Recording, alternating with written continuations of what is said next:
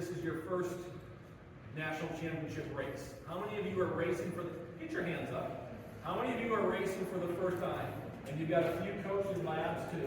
So, and that's why we do this, because each year needs to be memorable that way. Got a few more important folks than myself who are speaking here, so I'm going to be real quick about this.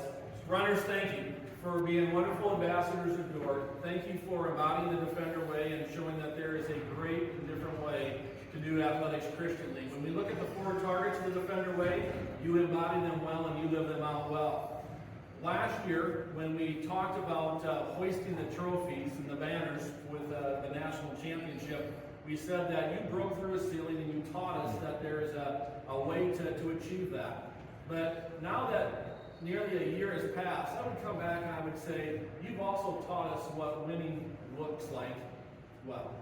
You don't bow to trophies, you don't hoist those things and make them more important than what they really need to be. And for that we say thank you. It's a wonderful experience, we look at it for what it is, and then we move on. Running is an opportunity for growth and development towards much bigger things. It's not a 4-year experience, it's a 4-year experience. And you get that and you help us realize that. And so for that, we say thank you as a campus community. President Hoekstra is here to say a few words.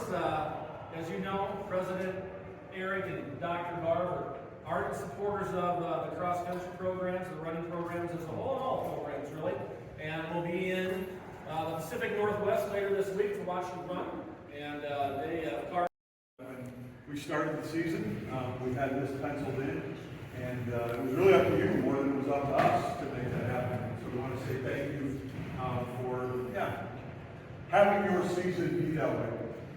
I don't know a lot about this, but thinking just about, now I'll say it in a weird way, human potential. If I watch what's happened in terms of whether it be leaping or running or these types of things, the ability for us to think through, like, is that even possible? And I'll put it in light of my world of business. The owners of Culver's in Sioux Center applied for a franchisee, and the Culver's organization said, nope, your town doesn't qualify. And they're like, what do you mean? Like, you're not even on our radar. We can't do it. And they said, that's not acceptable for us. And they went and they said, they told them more about the town, the university being here, Northwestern being there. They imagined that some Northwestern students would find their way over to Culver's. And they made the case that it should be possible here. And I think that when I think about the cross-country team,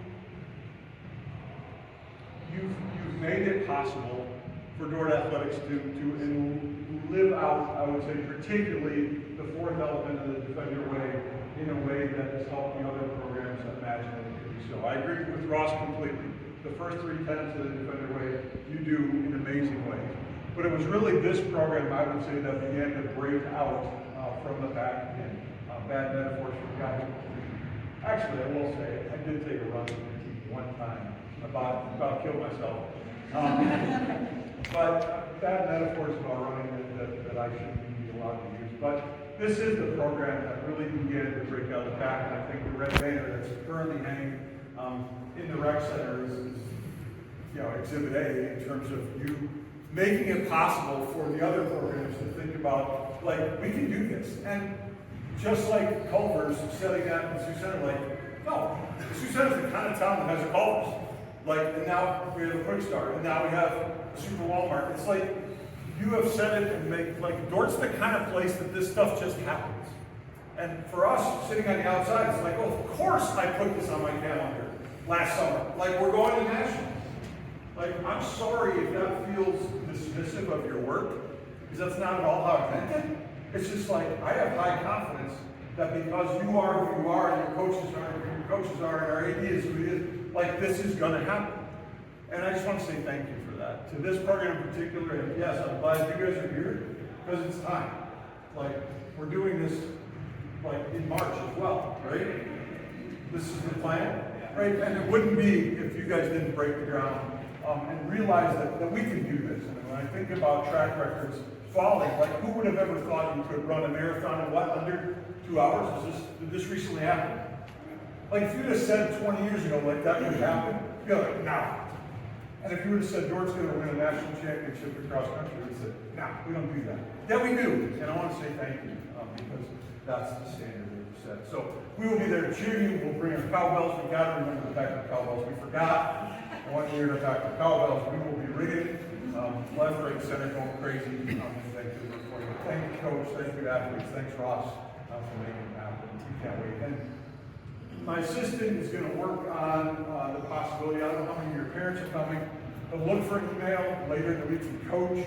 Barb and I are going to try to host a little bit of something. I know by 7 o'clock, 7:30 on Thursday night, you want your parents to go away and leave you alone. We're going to try to take care of your parents and post a little, hors d'oeuvre time. We're going to find a restaurant close to the hotel. We'll have dinner with you guys quickly at 6:30, and then we'll take your parents off your hands for the rest of the evening. So look for that email on the details about that. Okay?